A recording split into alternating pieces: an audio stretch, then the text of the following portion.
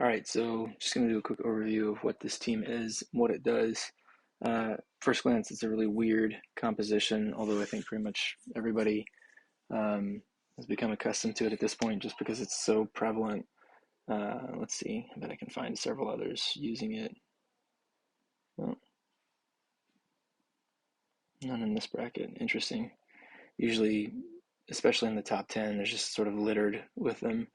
Um, I refer to it as the Eva meme team because it is kind of started off as kind of a meme. It just, the fact that you have Eva in here who has basic attack buff, and then no other basic units is pretty silly. However, the main intent of it is to pick off the enemy FP as quickly as possible.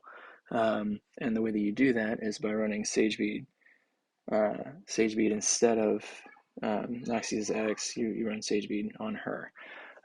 She has a ridiculous chain. I think it's like 250 and 250 if her summon is alive, which it usually is to time with, your first chain skill. So her chain does a ridiculous amount.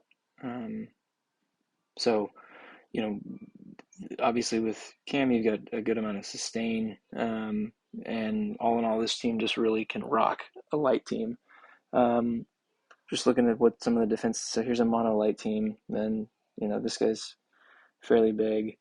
It beat mono light, even having Nox as kind of the primary element. It did lose to another version of the same team, interestingly enough. That might be positioning. I'm not sure that he may have a bigger team than me. Um, what else? Let's see. Yeah, the camo lead with light units, even with Mia, right? So it's a high sustain team. It won against that. Um, yeah, just all in all, this team uh, seems pretty good, especially on defense. It has a weirdly high win rate, even against like Earth teams, which doesn't make sense because it's sort of halfway built around basic. But a big part of that again is Eva, right? Because in her ability, she let's see, restores most depleted party by 10% on Soundwave and increases their defense by 30 seconds. So her heal is, it's just really high, but it's not based around her heal stat. Like you don't run healer kit on her.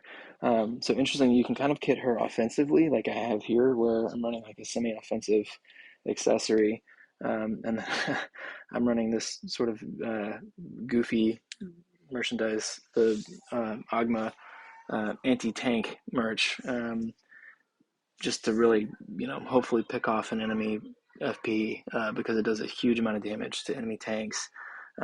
Or you can just build her purely defensively, right? I mean, you can run Black Crown Ring on her, and she just won't die. So that way your healer never gets picked off. Obviously, kamael is pretty strong too. So even with a relatively low toughness stat, you've got two tanks and then two that you can build very tanky. Um, it's yeah, the team is just sort of in itself as bait, and then it just really does well. Um, with two healers constantly, and then Future Princess healing on her chain, and then Noxia doing a little bit of healing as well. Uh, it's a slow fight, and I don't use it on attack pretty much ever because I don't like it. I don't think it's consistent. But it is a very strong defense team.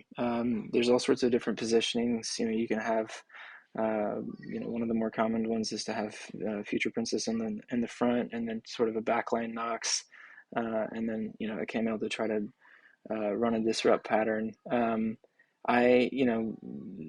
thing about this is that it dies easily to mono light teams, so I don't like doing that.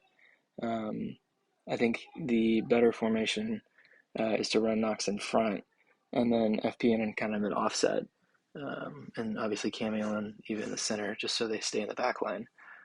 This really throws off one of the hardest counters to it, which is the Mono Light team. Um, Mono Light is really tricky to use against it, and I'll do another video on Mono Light and why it's so good on offense. This formation is designed to counter anyone that's trying to use Mark 99 to beat this team. So it's intended to throw off. Mark 99 with the way that noxia is positioned in the front. And it's pretty effective.